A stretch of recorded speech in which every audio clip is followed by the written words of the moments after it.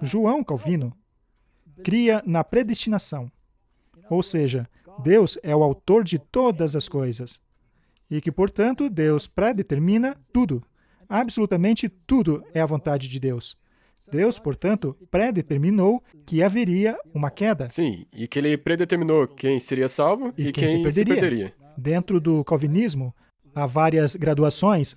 Alguns vão dizer que Deus criou Adão e Eva para cair. Outros já não irão tão longe assim. Mas a ideia geral é que Deus é soberano. Você é o que você está perdido, mas Deus pode predestiná-lo à salvação.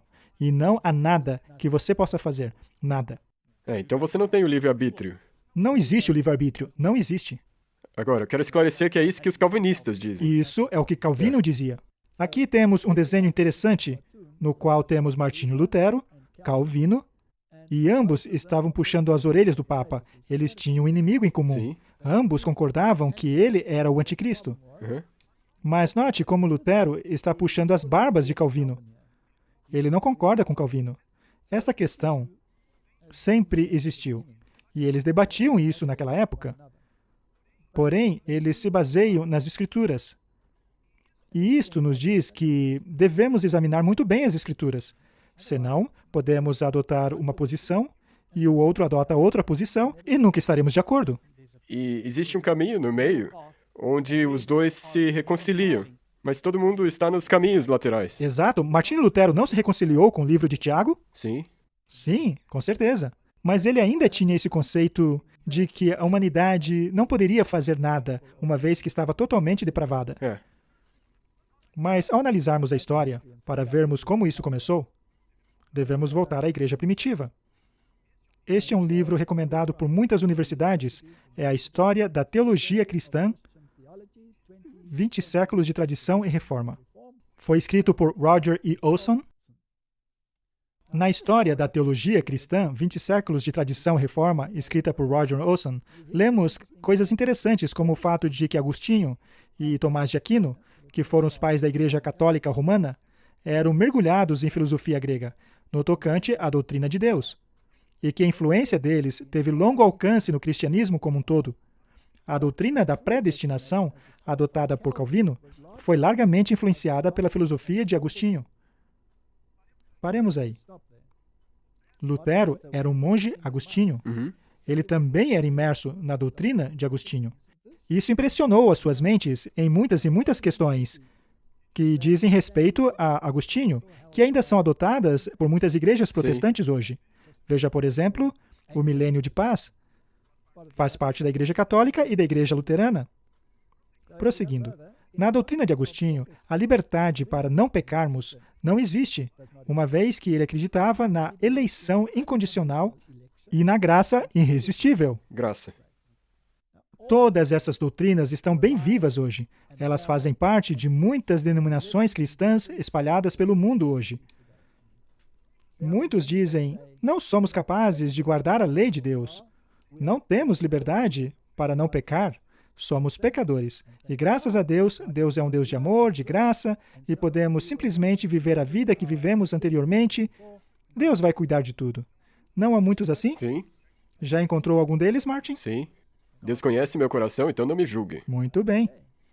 Ele também cria na eleição incondicional. Isso é o mesmo que dizer que você não tem uma escolha. Se Deus te escolheu, então você não pode não ir para o céu. Este é o calvinismo. É uma grande igreja. E dentro das denominações, há diferentes grupos dentro de algumas denominações que acreditam em um lado ou no outro lado. Há uma mistura de ambos. É uma coisa complexa. Certa vez fiz uma palestra chamada Conflito e Triunfo. Se as pessoas querem mais informações, elas podem assistir a essa série. Correto. E aqui, por último, temos a graça irresistível. Estas três aqui causam grande consternação no mundo hoje. E tem sido progressiva. Mas de onde foi que Agostinho e Tomás de Aquino chegaram a estas doutrinas? Lemos no Grande Conflito. Esta harmonização entre o paganismo e o cristianismo resultou no desenvolvimento do homem do pecado, predito na profecia como o opositor que se exalta acima de Deus. Esse sistema gigantesco de falsa religião é a obra-prima do poder de Satanás. um monumento de seus esforços para assentar ele mesmo no trono, para reinar sobre a terra conforme a sua vontade. O catolicismo romano é tão vasto que é capaz de até mesmo absorver todas essas filosofias. Assim, eles podem dizer que podemos acolhê-lo, mesmo que você queira ser salvo em seu pecado. E podemos acolhê-lo se você quiser ser salvo pelas obras. Sim. Mas se quiser ser salvo dos seus pecados, então você terá um problema com o sistema. O paganismo que foi absorvido foi a filosofia grega. E a imortalidade da alma passou a ter um papel muito importante, pois se somos imortais, a morte não é mais o salário do pecado. Então, a doutrina do pecado cai por terra. Correto. Se inserirmos a doutrina da imortalidade, Sim. Martin, ao analisarmos esse sistema de falsa religião gigantesco, a Bíblia o descreve como esta besta conglomerada, esse monstro. Veja que a maior parte de seu corpo é do leopardo, o que significa que a maior parte de sua filosofia é grega. Sim. O catolicismo romano, tanto nas filosofias de Agostinho, quanto nas filosofias de Tomás de Aquino, são filosofias gregas. E o sistema sobre o qual o sistema deles é baseado são as patas do urso, ou seja, a filosofia medo-persa. E aqui temos a boca do leão. A maneira como a besta apresenta a sua religião ao povo é através da religião babilônica, Baal. Adoração a Baal. E os medo-persas? Mitraísmo, adoração ao sol. Isso você mostrou na sua apresentação Nahum. Correto? Agora, os chifres são naturalmente romanos. Isso dá a ela o poder e a autoridade. Essa besta autoritária é uma obra-prima, é um conglomerado capaz de absorver todas as falsas religiões do mundo. E pode ser até o paganismo, então pode ser qualquer religião. Mesmo essa religião mundial, da qual falam tanto hoje. Ela pode ser absorvida por esse sistema. Qualquer religião pode, menos uma. É aquela que te salva dos seus pecados. Vejamos a doutrina da predestinação. Eles se baseiam no livro de Romanos.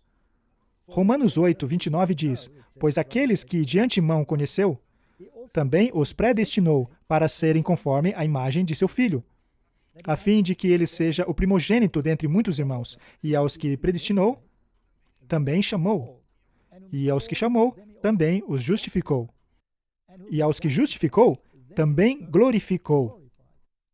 O que eles fazem é transformar essa presciência de Deus em um decreto, que o torna predestinado, ou para ir para o inferno, ou para ir para o céu.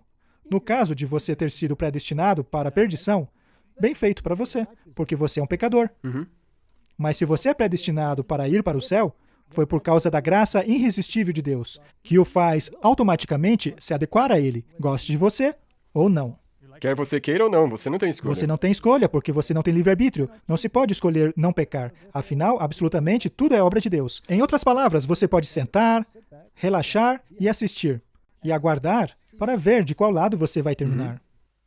Esse tema já gerou debates gigantescos ao longo da história, mesmo dentre os círculos calvinistas, pois alguns queriam se libertar desse pensamento. Está tudo naquela série Conflito e Triunfo, sobre a qual falamos há pouco.